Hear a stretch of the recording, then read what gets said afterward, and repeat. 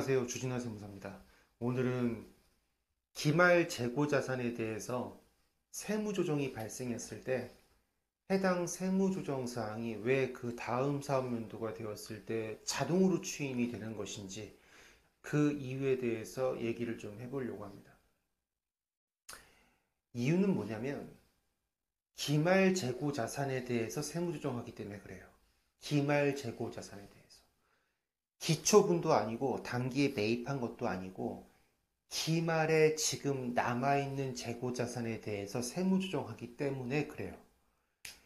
우리 재무상태표에 남아있는, 기말에 남아있는 그 모든 계정 과목들의 금액들은 뭐냐면 다 저량의 금액들이에요.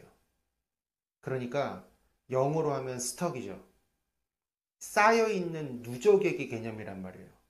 재무상태표는 다 누적액의 금액이에요. 누적액의 금액. 반대로 손익계산서상의 금액은 다 유량의 금액이죠. 플로우. 누적의 금액이기 때문에 기말 재고자산은 그림으로 그냥 표현한다 치면 이렇게 될 거예요. 기말 재고자산을 그림으로 표현해 본다면 24기 초에 최초로 재고자산을 샀다고 가정해 볼게요.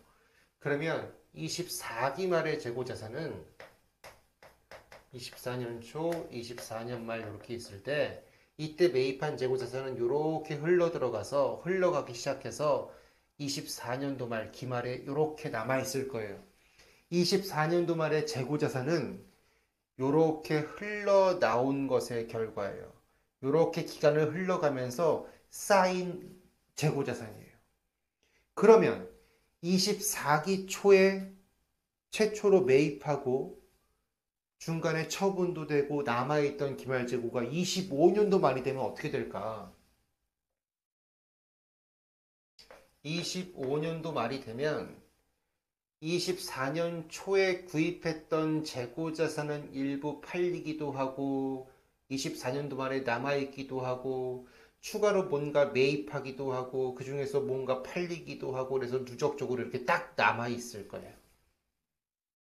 25년도 말에 재고자산에 25년도 말에 남아있는 재고자산은 요 역사의 결과물이에요. 요 역사의 결과물. 벌써 눈치 빠르신 분들은 눈치챘을 거예요. 자, 24년도 말에 기말 재고자산에 대해서 세무조정한다 치면은 요 시점에 딱 하는 거죠. 이 시점에. 요 시점에 요 역사에 대한 재무상태표와 세법의 입장 차이를 정리하는 거예요. 이렇게 플로우 될 동안, 그래서 스톡이 딱 된 요 시점에, 플로우가 돼서 스톡이 딱 된 시점에 재무상태표는 후입손실법에 따라 평가해. 물론 한국주택국제회계 기준에 따르면 후입손실법은 금지가 돼 있으니까, 뭐 예를 들어 총평균법으로 평가해 라고 하고, 세법에서는 아니야. 우리는 뭐 선입손실법에 따라 해야 돼. 뭐 후입손실법에 따라 해야 해, 총평균법에 따라 해 라고 하면 입장 차이가 발생할 거고 그 차이를 조정하는 거예요. 25년도 말에 남아있는 재고자산에 대한 세무 조정을 한다는 얘기는 24년 초부터 시작해서 이렇게 쭉 흘러온 역사, 플로우가 돼서 스톡이 된 요 재고자산에 대해서 세무 조정을 한다는 얘기예요. 재무상태표는 총평균법이 맞아. 아니야, 세법에서는 이동평균법이 맞아. 그 차이를 조정해야 돼. 라고 얘기하는 거라고요. 그러면 그림에서 보세요.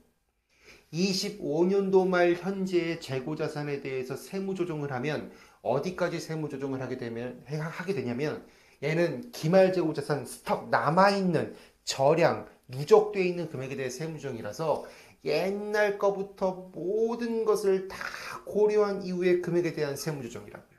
그런데 이때부터 이때까지의 역사 중에서 여기는 이미 24년도에 이렇게 한번 했다고요.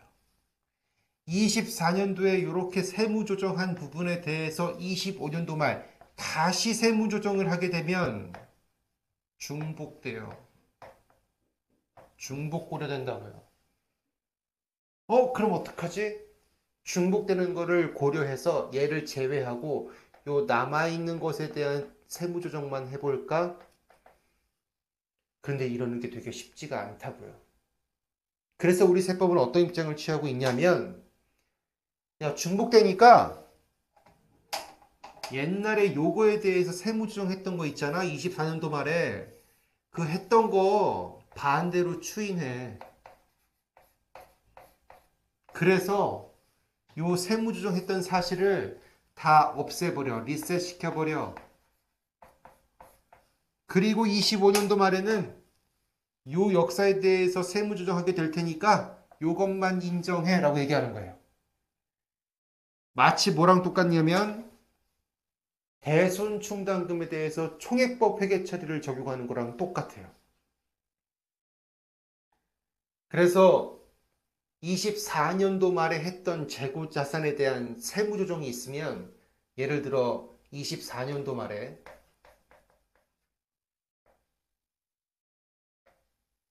어떤 재고자산에 대해서 입금산입,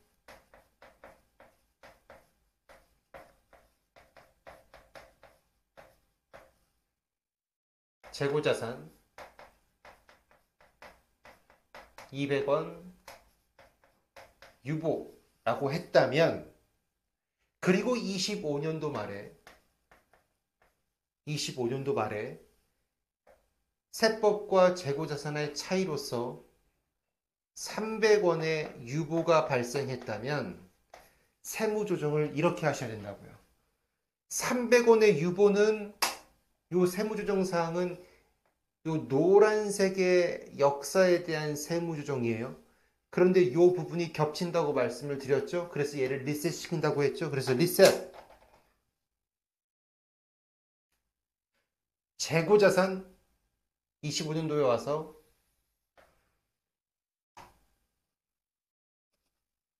24년도 말에 했던 요 세무조정을 리셋 시켜요.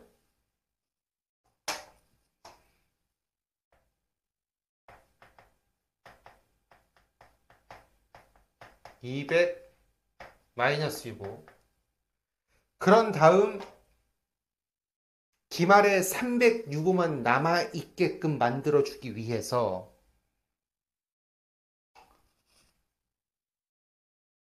500을 다시 입금산입해요.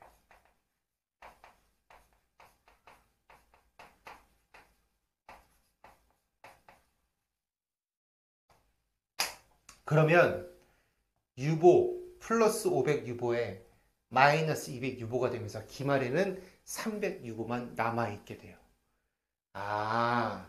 기말 재고자산 재무상태표상 되어 있는 누적된 금액에 대해서 세무조정을 하는 거라서 이미 전기에 이루어졌던 그 기간에 대한 세무조정까지 요때 다시 하고 있구나. 옛날에 했던 부분에 대해서 또 하면 안 되니까 옛날에 했던 부분을 없애고 단기에 새로 한다. 그래서 기말 유보 잔액을 맞춘다. 이게 재고자산에 대한 세무조정을 다시 자동 추인하는 이유예요. 이건 대손충당금에 대해서 총액법 회계 처리를 하는 거와 그 논리가 똑같아요. 우리는 막연하게 이렇게 알고 있었을 거예요. 재고자산이 다음 사업연도가 되면 팔리기 때문에 무조건 자동 추인하는 것이다. 근데 사실상 24년도 말에 우리가 세무조정한 그 재고자산이 25년도 말이 된다고 해서 무조건 팔리는 건 아니거든요. 그래서 처분되기 때문에 자동 추인한다. 이 말은 100% 맞는 말은 아니고요. 진짜 이유는 여기에 있어요. 기말 재고자산에 대한 세무조정이기 때문이다. 누적액에 대한 세무조정이기 때문에 중복되는 문제가 발생한다. 그래서 과거 중복되는 부분은 지운다. 이게 재고자산 세무조정에 대한 자동 추인의 숨겨진 진실입니다.